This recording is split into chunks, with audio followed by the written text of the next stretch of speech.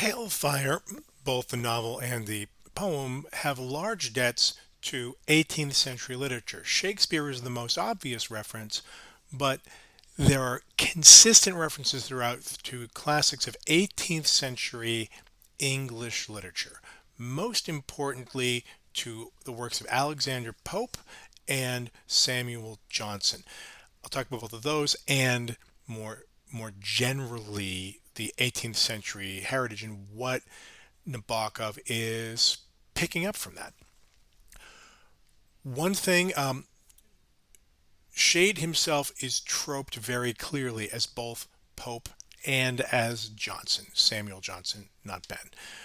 There is he is writing. He is a Pope scholar. He has written a book on Pope. He's referenced it. He quotes Pope. He is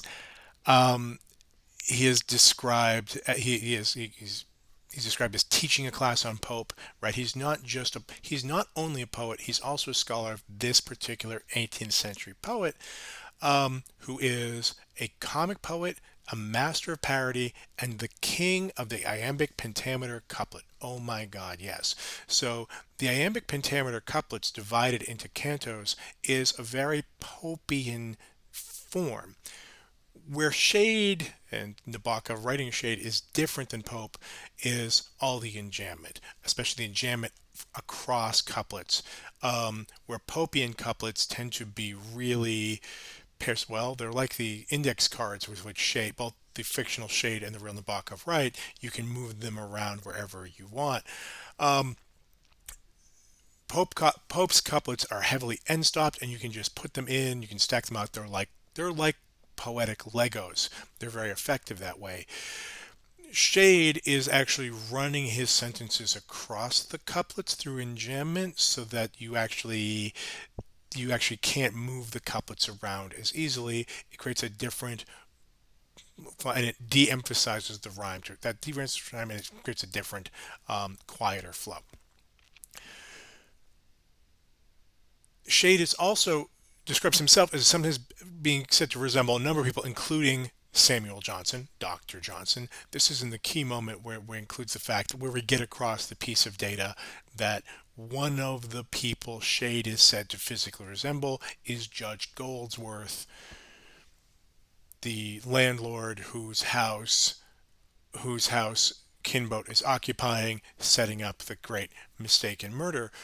Um, and there are a couple other references to Johnson throughout the book. Shade as Johnson. Johnson is a great prose stylist. His book Rasselas is a romance, which includes a character who has an elaborate fantasy life. He's in the fix of a delusion. He's famous as the author of a dictionary, a very comprehensive dictionary that he wrote single-handedly. So both Shades and Kinboat's deep, deep English vocabulary are in their way tributes to Johnson.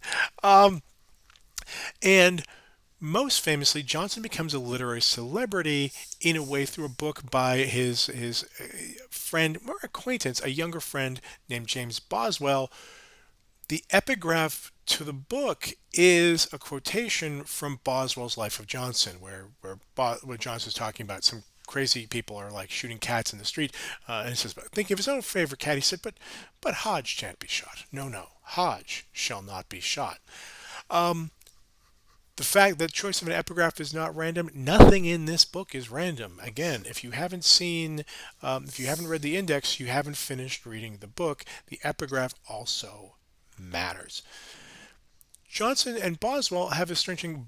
Boswell is this kind of person who is somewhat a younger person, much, much less famous, who writes a book about his acquaintance with Johnson, quoting things he said.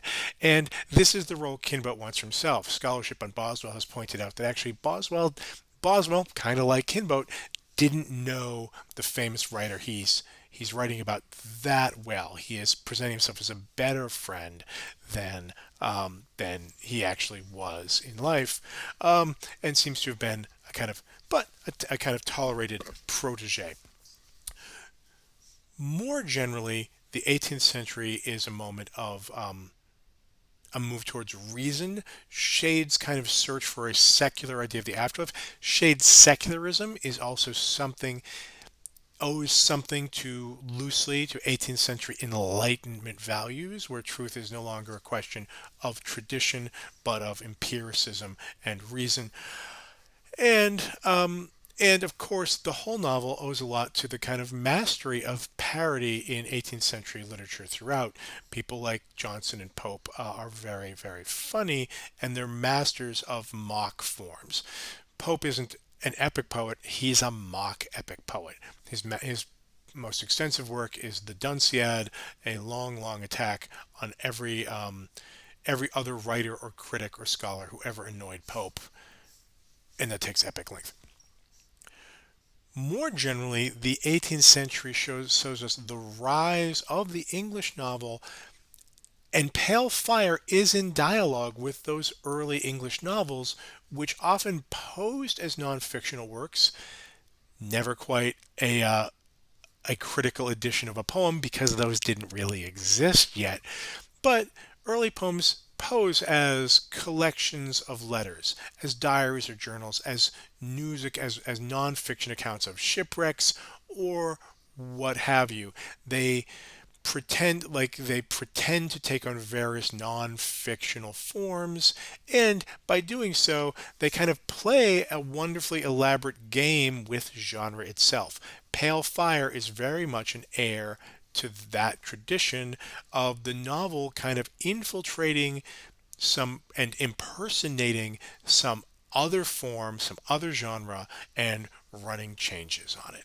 Here to enormous comic effect.